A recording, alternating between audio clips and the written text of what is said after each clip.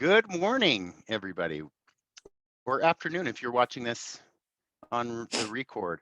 I am super excited about today's Get Unhooked for Families coaching call, our weekly coaching call. This is super fun for me to be a part of this and to just find ways to get you guys good guidance. And many of you are walking through some very heavy things, and I'm aware of some of those heavy things, and I'm also not aware of all that you're going through. But what I hope is that as we continue to provide you guys help and guidance, that you'll always know that these are archived at Brickhouse Recovery TV, where you can go back on YouTube on our channel, and there's a playlist with all of the videos from before, and please share them when you run into people that are going through this process of trying to help an addicted loved one recover. You could say, hey, check this one out, and if you would like to attend live, come join us. But many people, as you know, feel a lot of shame around this topic, and so it's easier to do bibliotherapy in the privacy of their own home, to watch videos in the privacy of their own home, and not be on here live. And those of you that are watching this after the fact, I just honor you, and I honor where you're at in the process. I know my mom did not want to talk to anyone, didn't want to show her face, didn't want to even admit to herself that that her loving son was addicted.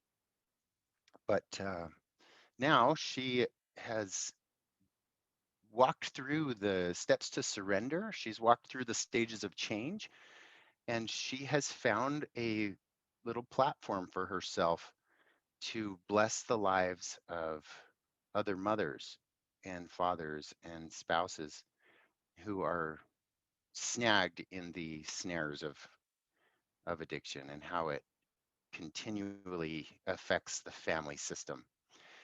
And so I'm so excited that today we have a guest who can speak to what we just went over the last 5 or 6 or 7 weeks, can't remember how many, where we've gone through the 7 steps to surrender. And some of those weeks we combined steps, and that process is one thing to learn it from a conceptual standpoint, and and understand it intellectually, and it's another thing to hear the story of someone who has walked through her worst case scenario and has come out on the other side triumphant.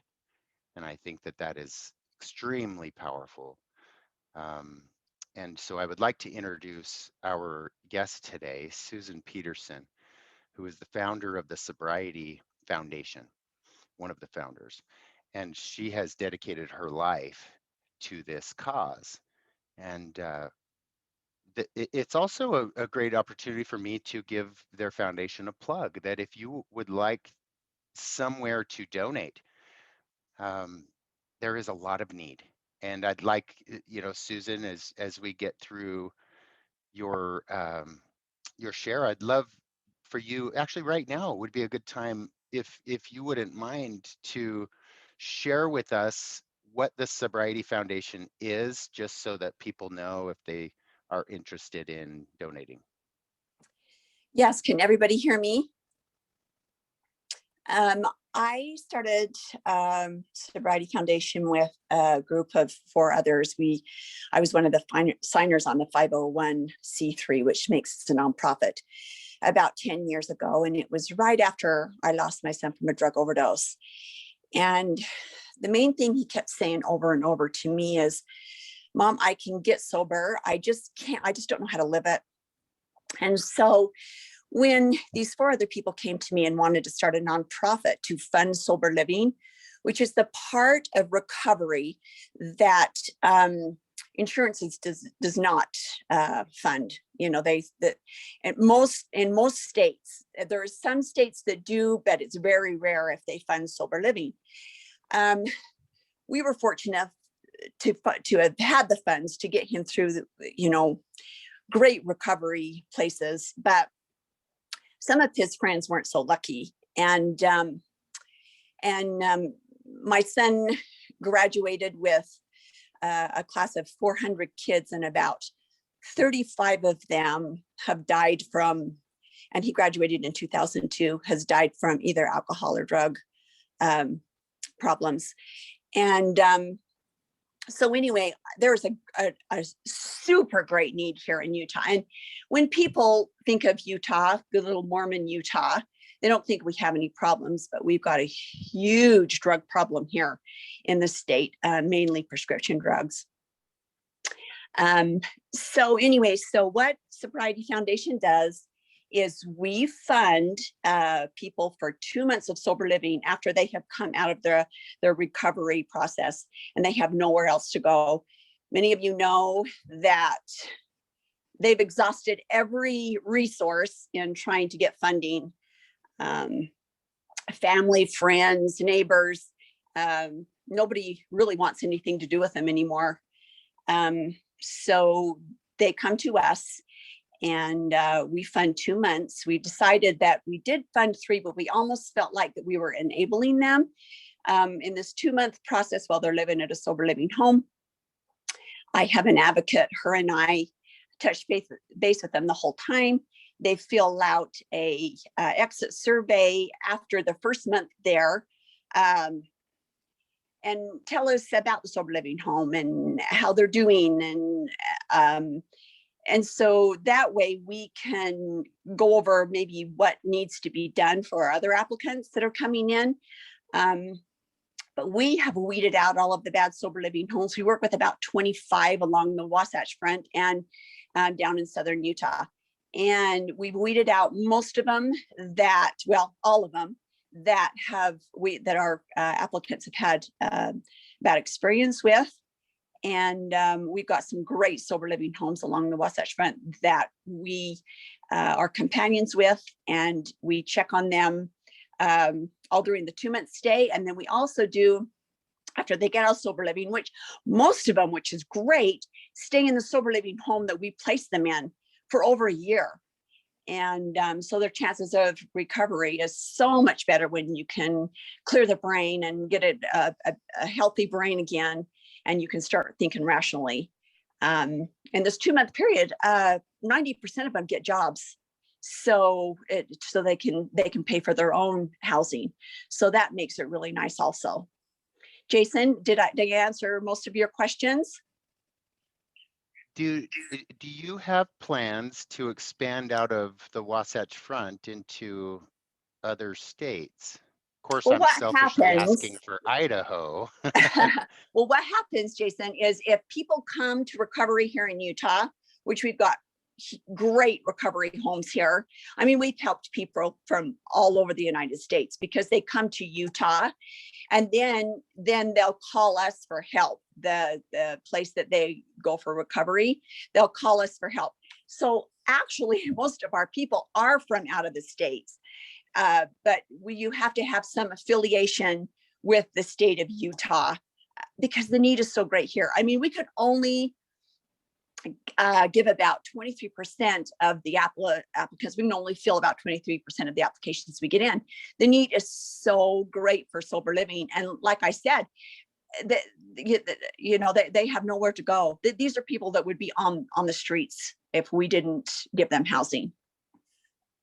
If anyone on this call or anyone that watches this episode down the road, we're interested in mirroring the Sobriety Foundation and starting up a nonprofit in their local community, would you be willing to be a guide to help them with an information interview where they could pick your brain?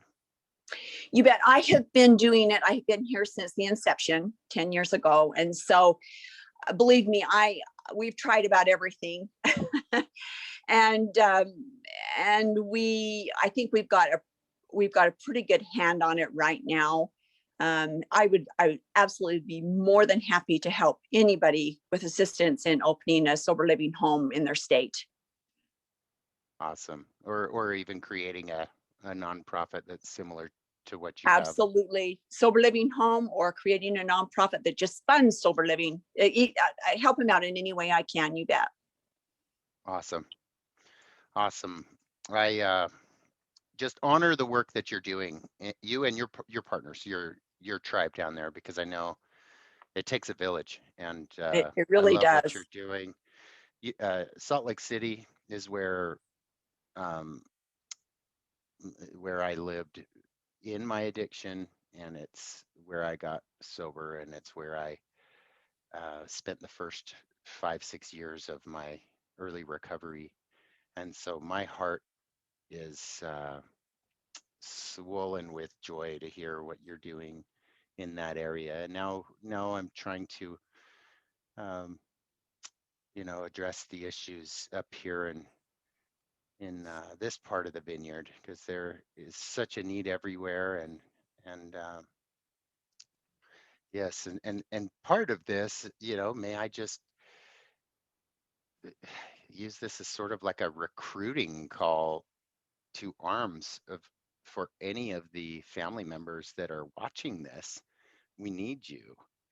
And many women, like Susan and like my mother, have gone through hell and have come out the other side with a life purpose. And that life purpose, they've been able to channel their resources and their uh, God-given gifts and talents to then share and spread hope and move the needle and make a dent in. Move the needle is not the best metaphor, but to make a dent in this issue, because it's not getting smaller, it's getting um, more and more difficult. And when we had an epidemic in the prior to the pandemic has just exacerbated the issues, as you all know. And so I just love and honor what you're doing, Susan. So any last thoughts on the Sobriety Foundation before I move in and pivot into teeing you up with the steps to surrender? I just want to give praise and gratitude to all of my board members. I wouldn't be able to do it without them. And I want to give praise and honor to everyone that has contributed to our foundation, because I'm not in this alone. I can't do it without all of you guys. And so I am so grateful that I have so many people um, that have gone through, had a loved one go through a lot of the same stuff that I've gone through, that have donated large sums of money to our foundation so that we are able to help other people. So I just wanted to give gratitude to everybody out there for donating and helping us out at Sobriety Foundation. Oh, I just love it. Well, sister, let's let let's take a second and go into steps to surrender review. And as we go back through what the steps to surrender are, let me just share my screen here. For those of you that are just joining us for the first time, these 7 steps to surrender were uh, taught to me in a very simple format by my therapist, Laura Brotherson, and she's written many books. Uh, she's a phenomenal therapist down in the Wasatch Front. She used to live in Boise, and so I see her now via telehealth, which is really cool. Thank you for technology. And and she had me go through these steps a few years ago, and I've taken these steps and kind of added I guess, my insights to them, and so they're a little tweaked and personalized for me. and for you. And so let me just share these, because what I don't want to spend a lot of time on these, because if you haven't uh, familiarized yourself with the steps to surrender, they're in my book, Unhooked, and they start on page 172, but there's a little pre, I guess you could say, foreshadowing prior to this. But let me just review these steps, because this will give Susan a nice segue into what she would have to offer any of you that are struggling with trying to figure out where you have control and where you don't, which is the first step to surrender. And the second step to surrender is making friends with our worst fear and worst case scenario. Know that we'll be okay no matter what. And I think this one is maybe the hardest for for us as family members of addicted loved ones. I have an addicted loved one right now that I'm extremely worried about, and so making friends with, well, what if he doesn't make it through this? What does that mean for me? What does that mean for my life? What does that mean? And it's scary. I feel quite powerless over it. Um, and of course, the next step is letting go of our attachment to the specific outcome. So if we need an outcome to happen, like they have to get sober for us to be happy, well, chances are we're going to perpetuate the issue and the problem. And step 4 is become willing to grieve the loss in order to let go of needing a certain outcome. And so going through the grief process um, by letting go. And then this is where I think Susan will have some profound insight, is to let go and trust a higher power. There is a better plan for our lives and our addicted loved one's life. So what we think we know about our addicted loved one's life isn't necessarily always the best plan, but our higher power absolutely knows what's best for us and what's best for them. And then step 6 is absolutely believing in our desired outcome, just letting go of attachment to it. Now, and then I don't want to miss step 7. This is where we actually go through the process of a prayer in writing, and sincerely offering up our addicted loved one and our feelings and our grief into the care of God. Susan, I would love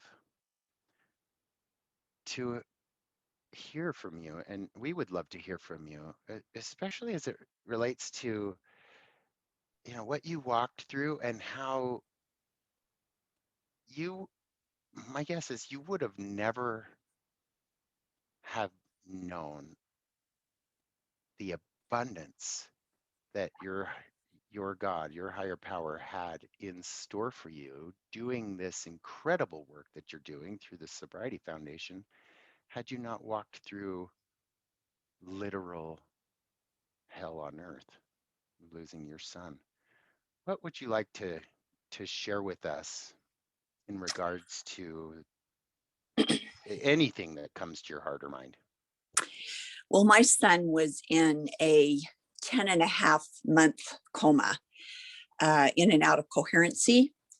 Um, After they had revived him after he had taken cocaine and heroin, his girlfriend found him in the nick of time, and the paramedics revived him.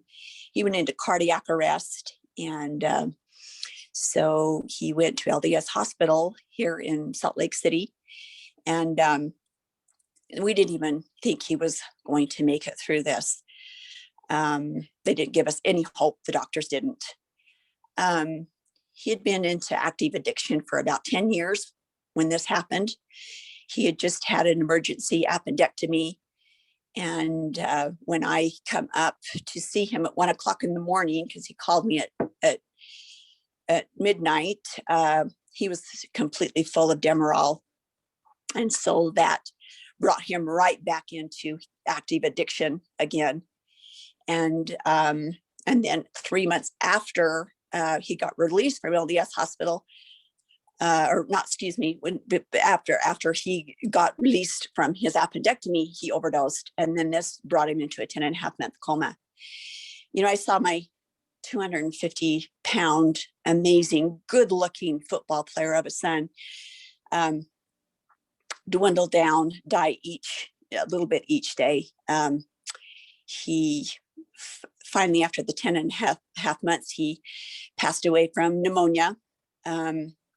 And he weighed 120 pounds. And I seen him.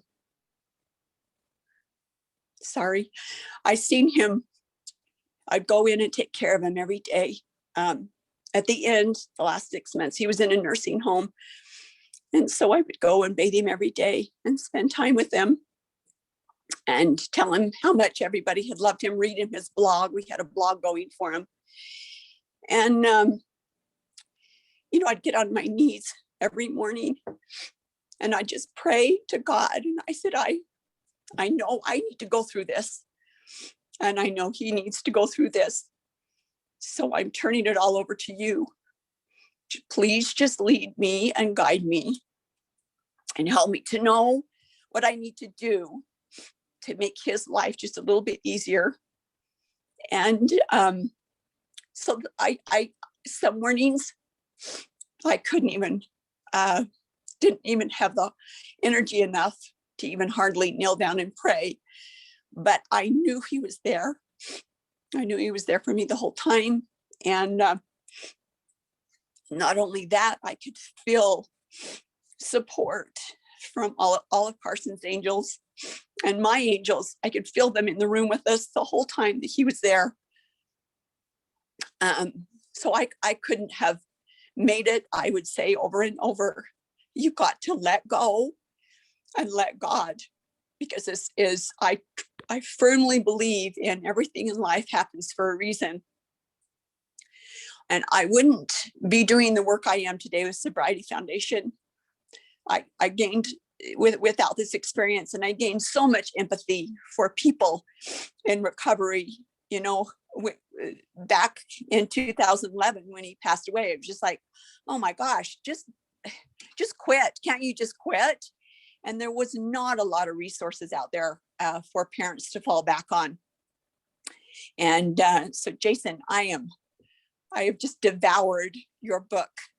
And of course, I'm giving it away at our fundraiser that's coming up in October.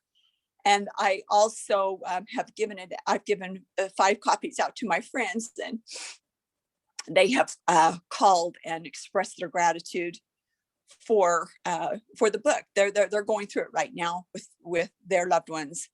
And so thank you so much for sending me those free copies. I like I said, I devoured your book, and I keep going over parts of it that I didn't really get, and I'm reading it over and over again. And thank you so much for giving this amazing resource to people that are going through this difficult time in their lives. You are so welcome. Thank you. Susan, what insights or advice or guidance would you offer to the family member that is experiencing their loved one with an active addiction, or a family member where their loved one is in those early stages in treatment and they're still working through those stages of change where the future is uncertain and there's fear of relapse, there's fear of overdose, there's fear of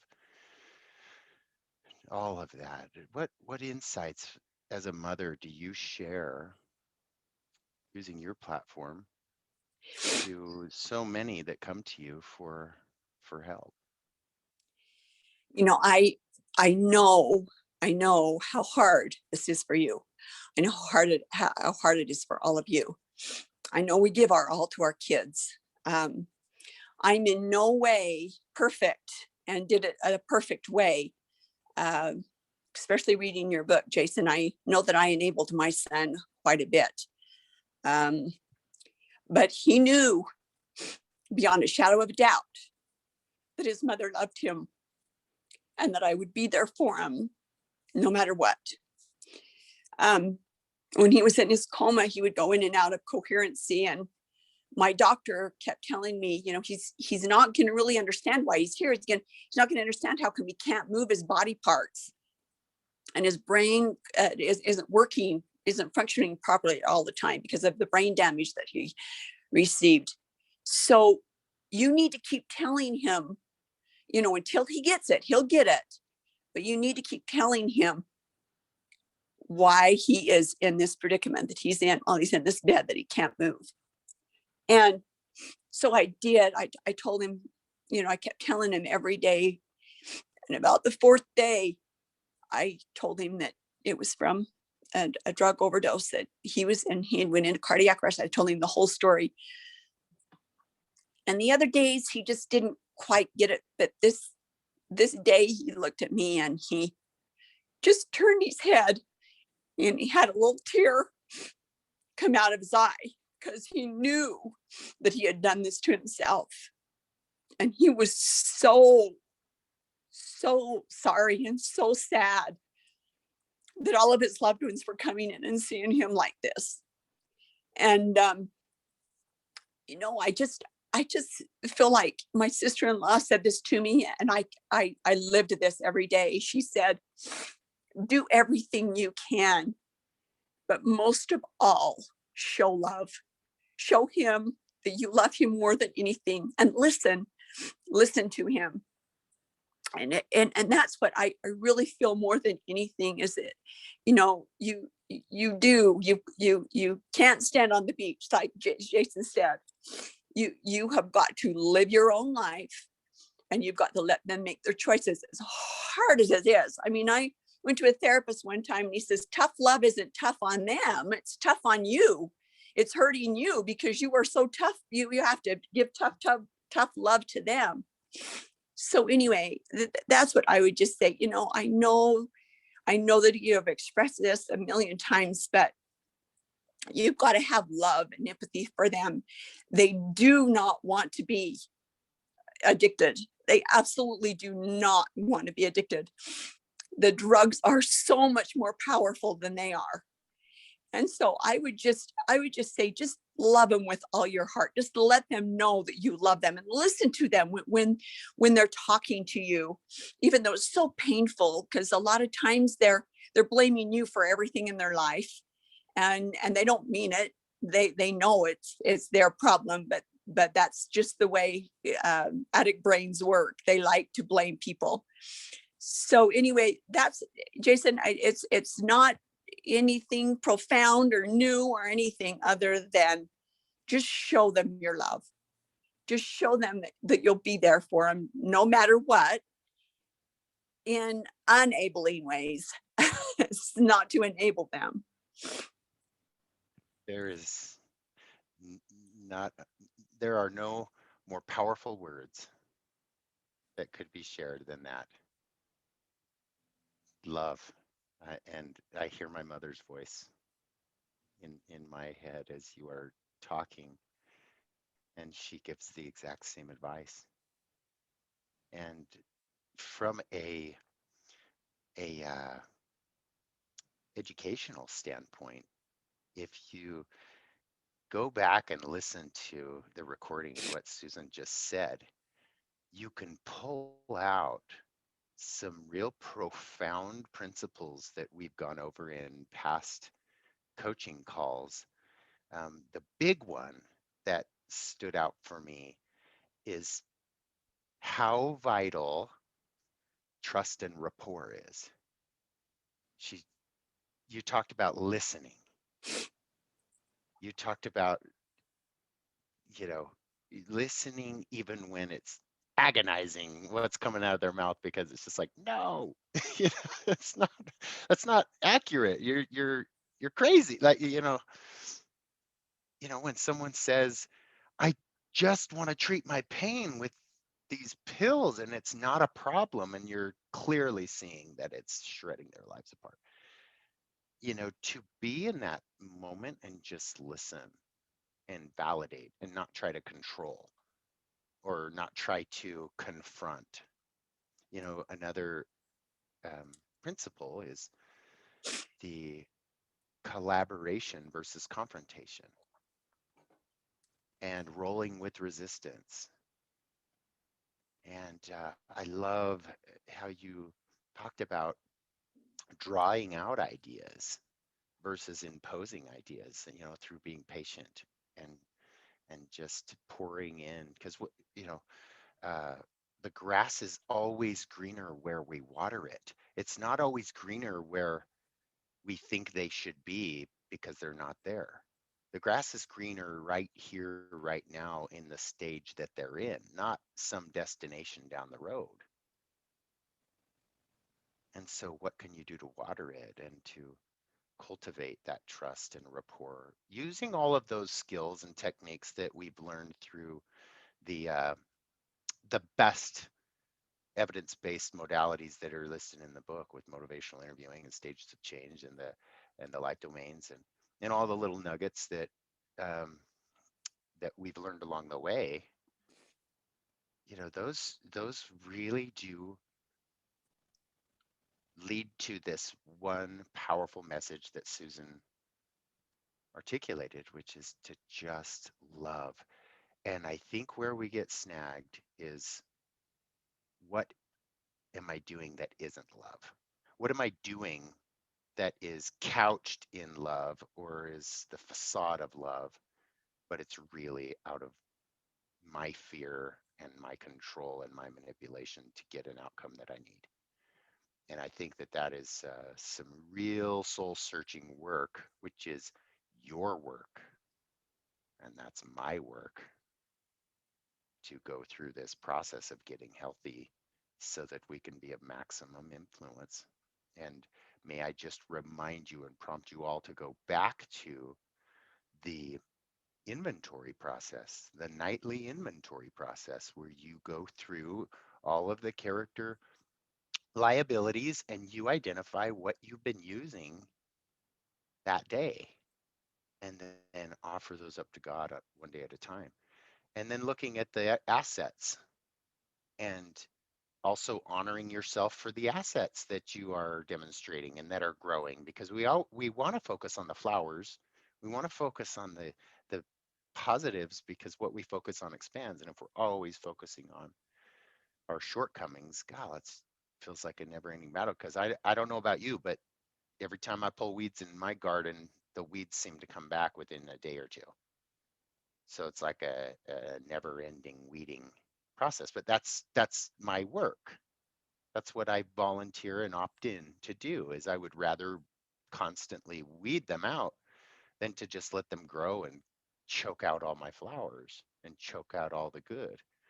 And that is the true pathway to emotional sobriety for you and for me and for your addicted loved one. And in time, they'll get to do that work. Susan, what is it like now? One of the benefits of being on this coaching call and anything that I do is that I am adamant about the power of God, and adamant that that component, that from the spiritual approach, from all walks and religions and non-religions alike, um, that there has to, doesn't have to be, for my platform includes God. It includes welcoming conversation around, what is it like now, your relationship with your son? And how has it been since he's left mortality, but continues to fight in this work and help on the other side? Oh, it's absolutely been beautiful. I've had some really amazing moments. Um, when he did pass away, they were trying to revive him. He had had a hospital stay. He'd been in the hospital with another bout of pneumonia, which is so typical for people lying in a bed and all that gunk gets in your lungs. And so he was in and out of the ER in the 10 and a half months. I would bet probably 20 times that I was in and out with him with pneumonia. And this finally took him this last bout. And I told the paramedics to quit working on him, quit trying to revive him. And it's one of the hardest things I ever had to do. But the minute I did that, this peace came over me. Like, thank you, Mom. It's so good to be out of that body that didn't work. Thank you for handing me over to my God. And I could just feel him, the huge release and the happiness that he felt. And it wasn't only myself, my husband was in the room and my two daughters, and they felt the very same release from him. And we all just sat down together and we started talking about his life, because Carson was an amazing person, uh, amazing personality.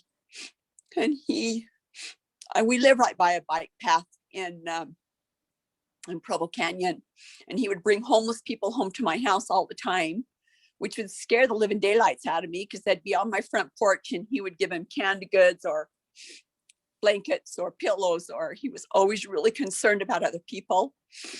And he had such a tender heart. He was such a good boy. I just knew he was in the place where he needed to be. And he continues to help me through our foundation. And I can tell him surrounding our family. I've got 10 grandchildren, and of course, 2 other daughters and their husbands. And I feel him all the time. I mean, I can't even, all I have to do is, I mean, he's with me now. All I have to do is hear his name. And I know that he's doing amazing work wherever he's at. I can feel his presence and I can feel his love. And, I miss him. I miss seeing him every day of my life. Uh, I wish I could give him a hug, but I do feel his warmth and his love with me all the time. And I know that a lot of people don't feel this way, but I really feel like he needed to go through this, and I needed to go through this. Our whole family needed to go through this. We've learned so much. It's been an ongoing process, and we've had a lot of therapy, and we've read a lot of really good books. But we work on it every day, and the abundance of love in our family is unbelievable, because it has pulled us together and made us a closer family. I love that eternal perspective. Isn't that refreshing, you guys? It's just so, it's it's not myopic where we just look at this realm and this more mortal existence as everything. And if our loved ones pass, that's like it. And we were just reminded through Susan's testimony of how the eternal perspective of God's plan opens up that myopic view and considers that maybe our addicted loved ones have to pass through this and have to pass over to the other side in order to fulfill their purpose in in I want to say, trying to find the right word, but his gifts that he's able to pour into now outside of his body to help the Sobriety Foundation and to be here with us now. And I don't want to like freak any of you guys out. Um, I'm a pretty normal guy, but I absolutely believe that the spirit world is here near us, and I've had many interactions with my loved ones who have passed over, and that's not something that we have to earn or work towards, and it's not just for a lucky few. It's more about tuning into and quieting our distractions and considering the possibilities of how close the spirit world is to us. And it reminds me, Susan's words remind me of a quote that my grandfather shared. And he was a global spiritual leader, and his name was James E. Faust. And he said, "May I suggest that you take your challenges one day at a time, do the best you can, look at everything through the lens of eternity. If you will do this, life will take on a different perspective." And I love that Susan just talked about the eternal perspective that her son is here now, is still active in her life. And yeah, she can't give him a big hug on her tippy toes because I'm sure he was a massive man football player. Yeah. But but he's given you those little hits and hugs all the time, isn't he? Oh, yes. I feel him constantly. Uh, so close, so close all the time, and especially when all of our family are together. You know, we miss him like crazy, but oh my gosh, we can feel him. I mean, everybody can. So yeah, he lives on. I firmly believe that. I've had too many experiences not to believe that wholeheartedly. Yeah. Amen. It's such a hopeful perspective. Whether those of you present or those of you watching the video buy into any of this or not, I just validate that wherever you're at in the process. But what this perspective does for me personally is it helps me to stay out of the weeds of anxiety and focusing on things that I can't control, and really opens me up to allowing God's um, loving power to take care of those that I love and to take care of me and to turn my will and my life over to Him on a daily basis so that I can continue to look at life through the eternal perspective. Because I tell you, um, it doesn't take very long for me to pop on the news and to lose that perspective and feel anxiety and despair and discord, and then I want to fight, and I want to fight with everybody, and you know, and you know, there are things that I can do in relation to that, and there are things that many of my love, well, many of my friends and colleagues exhaust a lot of emotional and mental bandwidth in trying to change things that they can't in in the political sector and in all other areas.